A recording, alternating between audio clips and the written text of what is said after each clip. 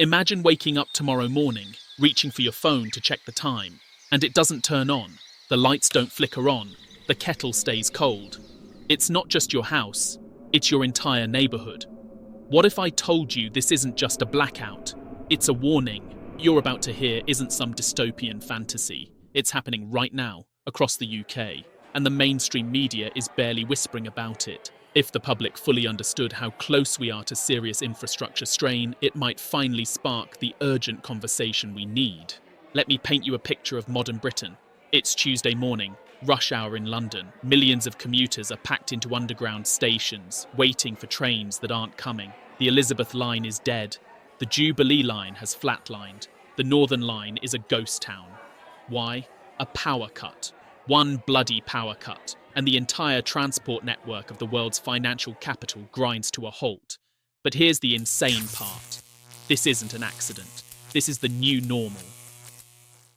You see, while politicians have been obsessing over net zero targets and virtue signalling about renewable energy, they've built Britain on a foundation of digital quicksand. Everything, and I mean everything, now depends on electricity flowing through increasingly fragile grids. Your money, digital. Your transport, digital. Your identity, digital. Your freedom, all controlled by systems that can be switched off with the flick of a switch. And it's not just transport. Walk through any British town centre today and you'll see the death of a nation in real time. Independent businesses, gone. Replaced by vape shops, phone repair stores, and what can only be described as money laundering fronts masquerading as American candy stores. Take Portswood in Southampton, once a thriving community with independent bakeries, butchers, and even its own cinema. Now, it's a wasteland of takeaways and charity shops. The Broadway building, once a beautiful castle-like cinema, is now surrounded by homeless alcoholics, while the community it once served has been systematically destroyed. This isn't progress, this is managed decline. But the real horror story isn't what's already happened, it's what's coming next. But before we dive into why Britain crumbles, like the video and hit the subscribe button, and watch to the end for some doable solutions everyone can try.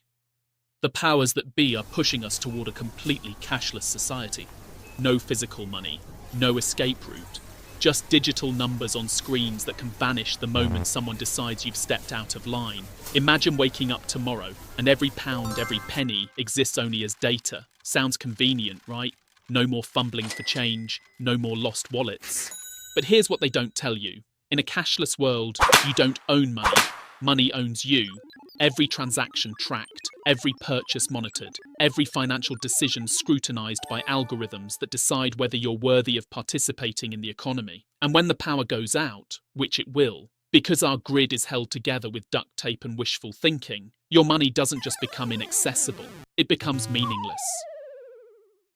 Don't believe me? Look at what just happened in Spain. They celebrated going 100% renewable energy.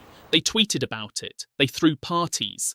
2 weeks later, the entire Iberian Peninsula was plunged into darkness. Trains stranded in the countryside. Supermarkets ransacked. People scrambling for supplies like it was lockdown 2.0. And why? Because when you build your entire civilization on systems that need constant electricity, you're one power cut away from chaos. The Spanish government had spent decades dismantling their reliable fossil fuel infrastructure in favour of solar panels and wind turbines. 20 years ago, renewables provided just 5% of Spain's energy. Some policymakers focused aggressively on green targets without ensuring grid resilience. Entire grid depended on sunshine and gentle breezes. Then reality hit. Solar power doesn't work when it's cloudy. Wind turbines don't spin when the air is still. And when your backup systems are just more of the same unreliable technology, you don't have backup systems at all. You have multiple points of failure. Now imagine that scenario, but worse. Because Spain still had cash. Spain still had physical infrastructure that could function without constant digital connectivity. Britain? We've put all our eggs in the digital basket, and that basket has a massive hole in the bottom. Our transport runs on digital systems. Our payments are increasingly digital. Our government services are digital. Our entire economy depends on data flowing through networks that are about as secure as a chocolate teapot. And here's the truly terrifying part. It's not just accidental failure we need to worry about. When everything is connected, everything can be attacked. One coordinated cyber assault. A major solar flare or cyber attack could bring widespread disruption, and we're not prepared. Some people think cryptocurrency will save them. At least Bitcoin is decentralized, they say. At least it's not controlled by governments. They were wrong. Bitcoin might be mathematically beautiful, but it's still just numbers on computers. And computers need electricity. When the grid goes down, your Bitcoin wallet becomes as useful as a chocolate fireguard. You might own the private keys to a digital fortune, but if there's no power to access it, you own nothing but a string of meaningless numbers. The blockchain doesn't disappear, but it might as well. It sits there, frozen in time, waiting for a world that might never return. And while you're clutching your hardware wallet like a religious relic, the people with physical gold, physical food, and physical weapons are the ones who will inherit whatever's left. We're watching the controlled demolition of British civilization, and most people are too distracted by their phones to notice. They're too busy arguing about pronouns and climate change to realize that their entire way of life is balanced on a knife's edge. The infrastructure is crumbling, the economy is shrinking, the social fabric is tearing apart, and instead of fixing these fundamental problems, our leaders are doubling down on the very policies that created them. More renewable energy that doesn't work when you need it most. More digital systems that can fail catastrophically. More immigration into a country that can't even provide basic services to the people already here. More debt to pay for more failure.